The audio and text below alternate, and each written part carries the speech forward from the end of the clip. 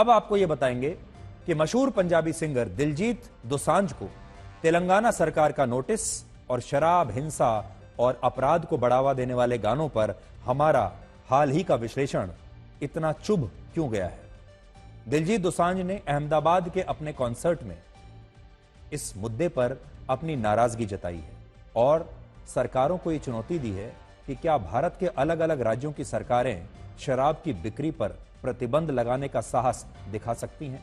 दिलजीत दोसांझ का कहना है कि सरकार जो कहती है कि मैंने शराब के ऊपर गाना बनाया और गाया और मैं शराब को प्रमोट कर रहा हूं, मेरी चुनौती है सरकारों को कि अगर वो मुझ पर यह आरोप लगा रहे हैं कि मैं शराब को प्रमोट करता हूं, शराब को बढ़ावा देता हूं युवाओं में, तो क्या सरकारें शराब पर प्रतिबंध लगाने की हिम्मत कर सकती हैं।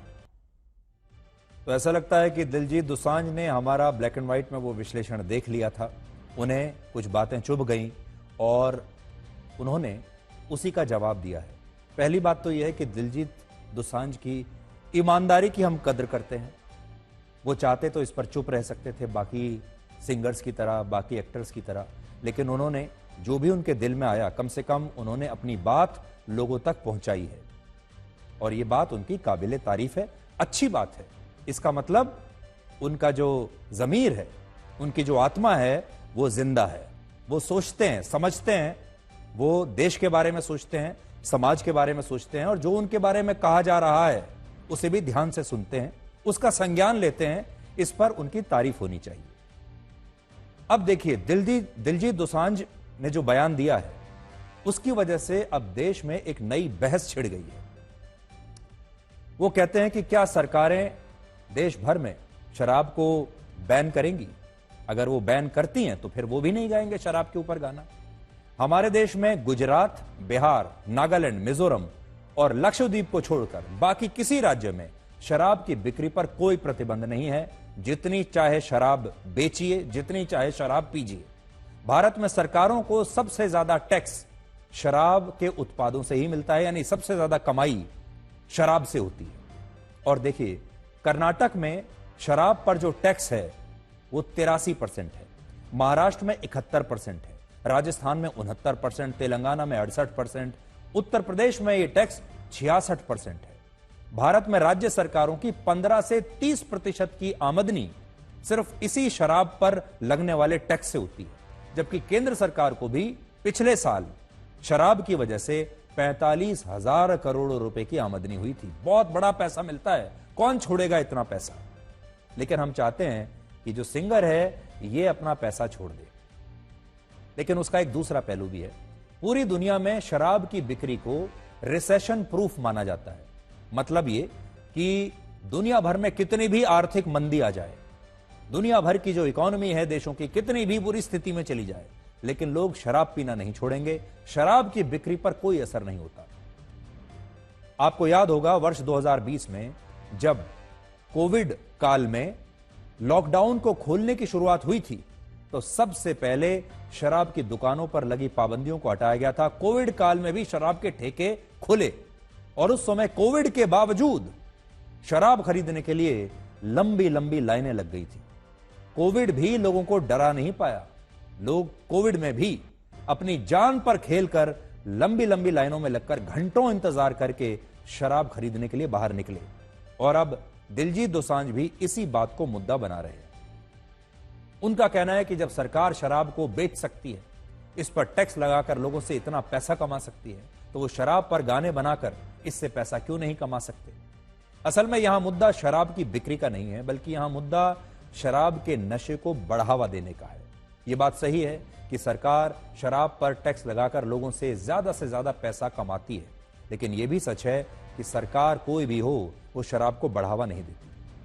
पहली बात तो यह है कि सरकार शराब पर इतना जबरदस्त टैक्स लगाती है, 70 से 80% का टैक्स अगर सरकार लगा रही है, इसका मतलब यह है कि सरकार नहीं चाहती कि लोग शराब पिएं और सरकार ये कोशिश कर रही है कि अगर लोग सरकार शराब पी भी रहे हैं तो लोगों को ज्यादा से ज्यादा पैसा देना पड़ेगा। शराब को और महंगा कर रही है सरकार ताकि लोग शराब कम पिए। शराब के मामले में आप उस फॉर्मूले को याद कीजिए, जब भी किसी देश की सरकार यह चाहती है कि लोग इस चीज को ना खरीदें, कम खरीदें, उसे प्रोत्साहन नहीं देना चाहती उस चीज को, तो वो उस पर टैक्स लगा देती है और उसे बहुत महंगा कर देती है। शराब भी उसी में से एक है। सरकार ने शराब और तंबाकू के विज्ञापनों पर इसलिए बैन लगाया क्योंकि वो लोगों को ऐसे नशे के प्रति हतोत्साहित करना चाहती है। इसलिए ना शराब का विज्ञापन हमारे देश में हो सकता है, ना गुटखे का हो सकता है, ना तंबाकू का हो सकता है, क्योंकि सरकार इन्हें बढ़ावा नहीं देना चाहती। यही कारण है कि सरकार पीओ इंडिया जैसा अभियान नहीं चलाती। सरकार क्या चलाती है? सरकार कहती है फिट इंडिया का अभियान चलाइए।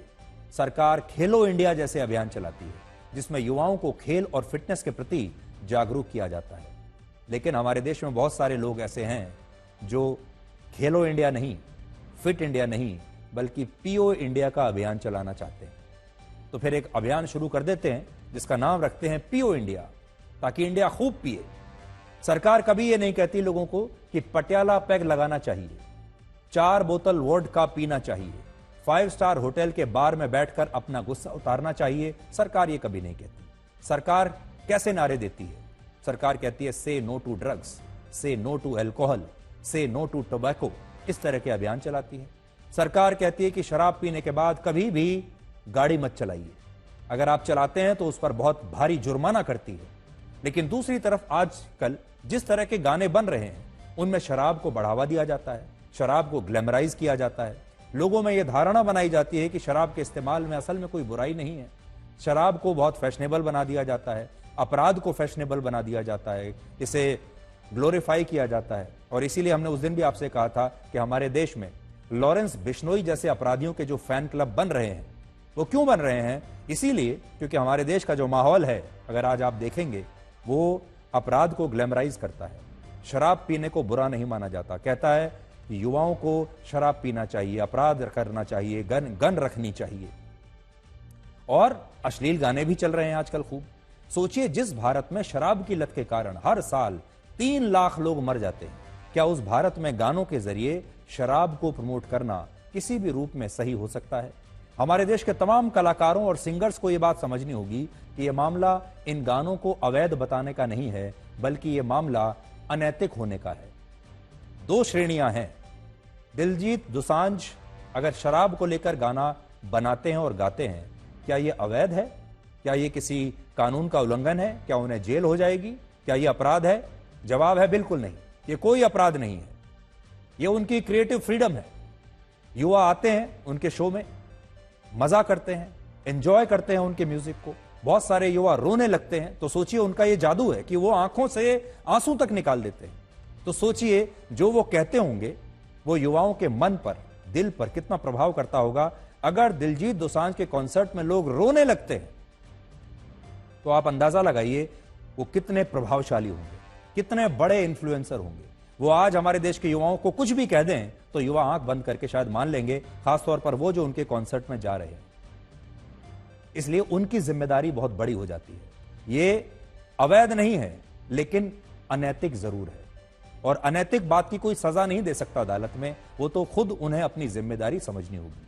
आज हमारे देश में अलग अलग भाषा के सभी सिंगर्स, दिलजीत दोसांझ की बात नहीं कर रहा, सभी सिंगर्स और कलाकारों के सामने ये चुनौती है कि क्या वो शराब, हिंसा, ड्रग्स, अपराध और महिलाओं के प्रति अश्लीलता को बढ़ावा दिए बिना ऐसा गाना बना सकते हैं जो उतने ही हिट हो जाएं, उतने ही क्रिएटिव हों, उतने ही कलात्मक हों, उतने ही मधुर हों, जितने कि ये गाने होते हैं जो कि अश्लील होते हैं, जिसमें शराब को बढ़ावा दिया जाता है, जिसमें ड्रग्स को बढ़ावा दिया जाता है, जिसमें अपराध को बढ़ावा दिया जाता है। इसलिए आज हमारा ये चैलेंज है, हमारी चुनौती है देश के सभी सिंगर्स को, देश के सभी फिल्म वालों को, गायकों को, लिखने वालों को, कि क्या आप बिना अश्लीलता के, बिना शराब को प्रमोट किए, बिना अपराध को प्रमोट किए हिट गाना बना सकते हैं? बनाकर दिखाइए। और अगर आपने बना दिया तो हम मान लेंगे कि आप वाकई में असली कलाकार हैं। क्या आप सस्ते गाने छोड़कर अच्छे क्रिएटिव गाने बना सकते हैं और फिर उसे हिट करा सकते हैं? करा के दिखा दीजिए। हमारे देश में कई एक्टर ऐसे हैं जो समाज के प्रति अपने नैतिक जिम्मेदारी को समझते हुए पान मसालों के विज्ञापन में काम नहीं करते, गुटखे के विज्ञापन में काम नहीं करते, जबकि ये एक्टर ऐसा कर सकते हैं। एक्टर दो प्रकार के हैं हमारे यहां, आपने देखा होगा। एक वो जो गुटखे के विज्ञापन में काम करते हैं और एक वो जो मना कर देते हैं। उन्हें कोई रोकता नहीं है, वो चाहे तो पैसा कमा सकते हैं क्योंकि ये अपराध नहीं है, लेकिन शायद अनैतिक जरूर होगा।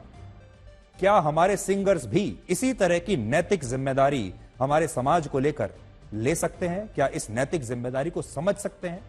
सोचिए, क्या आज दिलजीत दोसांझ और उनके जैसे बाकी सिंगर्स अपने गानों में परिवर्तन लाकर देश के बाकी सिंगर्स के लिए एक मिसाल नहीं बन सकते? ये सारा मामला नैतिक जिम्मेदारी का है, क्योंकि गाने किसी भी समाज के विकास में सबसे महत्वपूर्ण माने जाते हैं। एक जमाना था जब गाने क्रांति ले आया करते थे। बहुत बड़ी बड़ी क्रांति गानों के जरिए होती थी। बड़ी बड़ी सेनाओं का मनोबल गानों के जरिए बढ़ाया जाता था। देशभक्ति के गाने ऐसे होते थे जिसमें लोगों के रोंगटे खड़े हो जाते थे। लोग देश के लिए जान देने को तैयार हो जाते थे और ये गाने लोगों की सोच को जबरदस्त तरीके से प्रभावित करते हैं।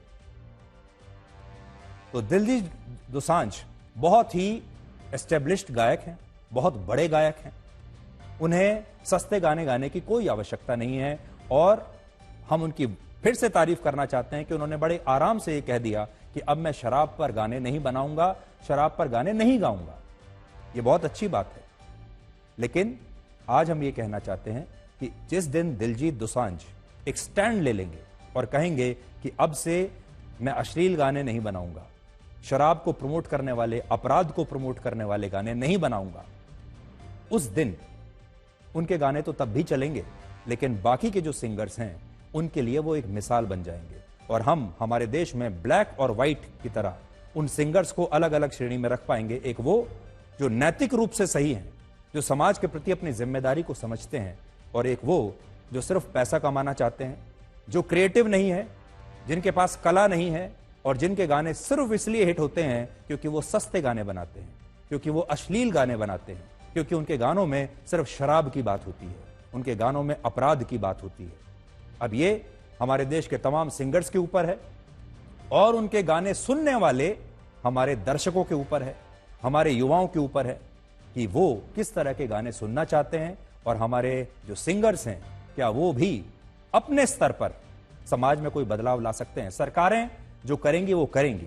इसलिए दिलजीत दोसांझ के सामने एक बहुत बड़ी चुनौती है, चैलेंज है। वो आज जिस मुकाम पर बैठे हुए हैं, अगर उन्होंने एक बयान दे दिया, अगर उन्होंने एक बड़ा फैसला ले लिया, तो उससे पूरे देश की फिल्म इंडस्ट्री पर बहुत बड़ा प्रभाव पड़ेगा। ये मौका है दिलजीत दोसांझ के पास। वो चाहे तो इस समाज को अपने बलबूते पर बदलने की हिम्मत रख सकते हैं।